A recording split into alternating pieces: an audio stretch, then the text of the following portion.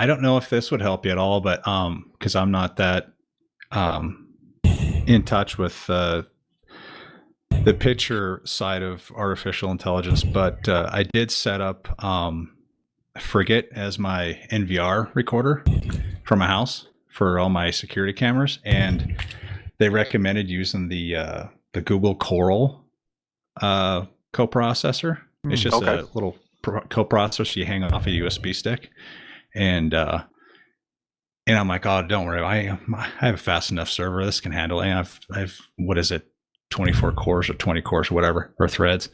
And every time I walk in front of a camera, because it can tell you if, oh, you're breathing very this hard object into the mic. detect.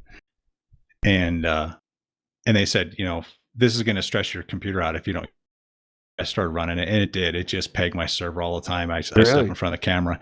But as soon as I bought one of these little USB Coral things that has the neural net on the chip, it's like an ASIC chip, and it's beautiful. There's like no load on my server now. NPU, isn't that what they call it? Burst processor. Neural processing unit, NPU. Yeah, so I don't know if that would help you at all, but I don't know. It seemed like it was pretty easy to configure, and you can put your own data sets and stuff in there. So it's small too, right? Yeah. It's just the size of. It's probably like 2.5. Well, probably 4 inches by maybe 2.5 inches. And then how do you hook that up to your computer? It just goes in USB-C. Oh, okay. To USB-A, and then it just is exposed as a regular, device on your system, and you just feed that through to your container and say, okay, this is my processing unit I want you to use for object detection. And it's like almost out. When I was reading the documentation, like, it can't be this easy, and it was awesome. Wow. So you're using Frigate? Yeah, I was using Blue Iris. It was the only reason I had to have a Windows VM. Windows PC, yeah. And that piece of software was way too configurable. It never worked right. And I can't remember who told me about Frigate, but it's exactly what I wanted, and it's awesome. Because I want to switch to Frigate. I'm currently using MotionEye right now, which is okay because it's really easy to use as a plugin for Home Assistant. But everybody's talking about Frigate, and I want to use Frigate, so I'm going to try it out. The Home Assistant integration with Frigate is awesome. Oh, that's great then. So yeah, I have no excuse and try it out. But yeah, I didn't mean to hijack the picture AI discussion. I can never remember. What's the name of it again? Stable Diffusion. Stable Diffusion. Okay. Yeah. No, that's fine. That might help you out with. I don't know if it's what it's. It might just be for object detection. It might not be for actually building pictures and things like that. But hey, later on, I might give it a shot. Yeah, couldn't hurt. Is it called a TPU? Is that what it is? Yes, Tensor Processing Unit. That's what it is. Thank you. It's awesome on Amazon. I think they use TensorFlow, right? Isn't that Google's Python tool, TensorFlow? I think so. And TensorLite. Oh, I don't know why it's picking up your nose so much. Because you guys had me switch to this microphone. You were like, "Oh, Joe, that mic is so much better." It is. It's so much better that we can hear your. Hold on. No, it's fine. I think it's just too high. No. Yeah. No, I'm fixing it now.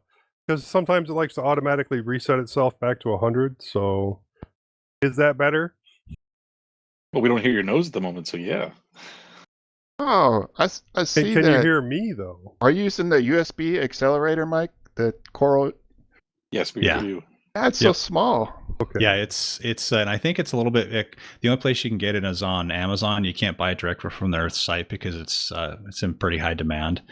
But yeah, I thought I was going to have all kinds of issues with it, and it was literally I plugged it in, I followed the directions on Frigate's website, and it was up and running. And it's kind of cool. I can tell, like, even if I'm not looking at the cameras, because my service is down to my side, I can tell when something has come to the camera because I can see the little light on the unit.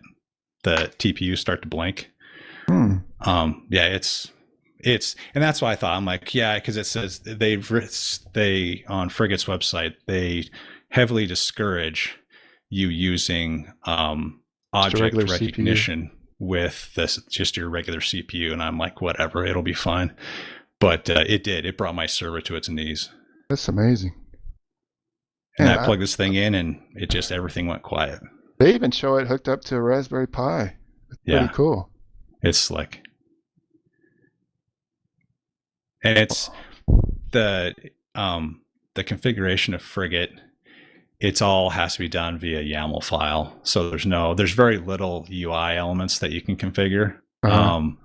But once you kind of get the hang, obviously like anything else, once you get one configured, then it's just pretty much just, copy and paste, plug and chug. And yeah. So I have what, six cameras, and once it took me about an hour to get everything dialed in with one camera, just how I wanted it, because there's so many things you can configure with it.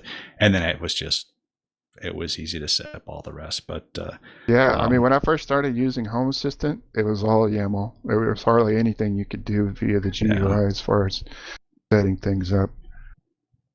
Yeah, it's really the integration. There's what do they call it, like a playbook in Home Assistant, or some type of, but someone built a unauthorized, non-sanctioned Home Assistant integration playbook for the integration for Frigate with Home Assistant, and you just go out there and download it and then install it, and it works really good. I like it.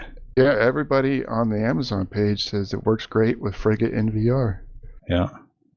My hackerspace is actually using Blue Iris, and I've been trying to get them away from using that. The one you have to pay for it's closed source. Yeah. And I was never able to get it to work the way I wanted it to. Didn't matter how much tweaking I did, and that was one of the. I was reading someone's review of Blue Iris, and they said that's the downfall, is there's just too many things to configure, and because of that, you can never get it dialed in just right. Where it seems like Frigate has just the right amount of options to where it's pretty slick, and the